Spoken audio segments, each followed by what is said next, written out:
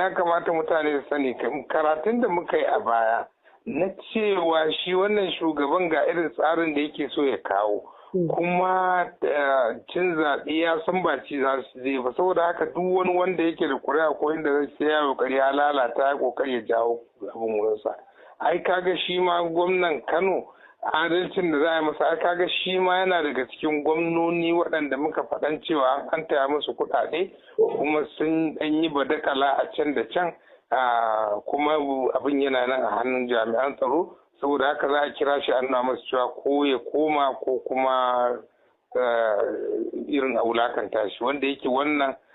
kaga shi gwamna Abba ba shi da zaɓi kenan, dole ya tafi jam'iyyar APC. Tunda duka saurin kamar da na gama ba shi kaɗai ba ne, gwamnonin yawanci din na PDP na wata jam'iyya ne da suka koma abin da aka yi musu ke. Shi gwamnan tura musu an taya musu kuɗi kuma tura musu karnukan farauta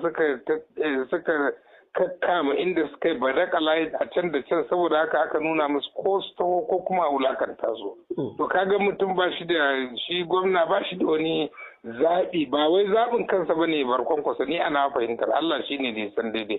A haka nan shi ma kuma Kwankwason ai kaga shi ma yana da EFCC kes ɗin, ko da yake shi ba na Kenya ba ne, abu ne wanda yake da daɗewa. Kuma su daman 'yan siyasar sun yarda da abin da bature yake cewa blackmail, ma'ana kawai tunda mutum in ya ce ba zai ba tankwara shi tilas saboda wani bazakalar da za su a ci mutuncinsa. To kaga shi ma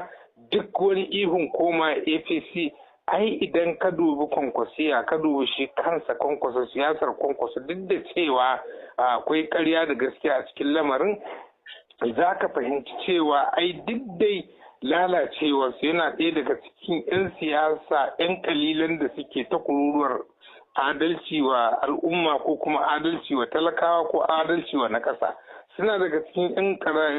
kaɗan ɗin siyasar da suka rage suke cewa aƙida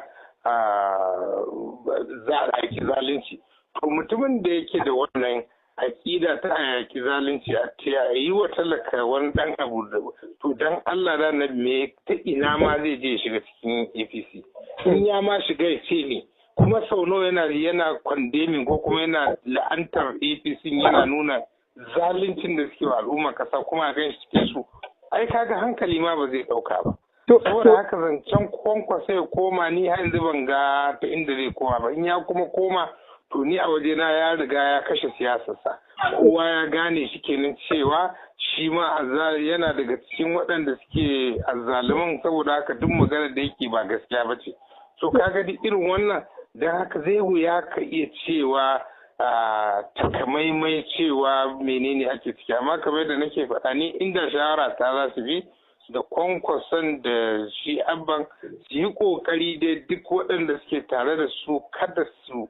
a yaga mutunci a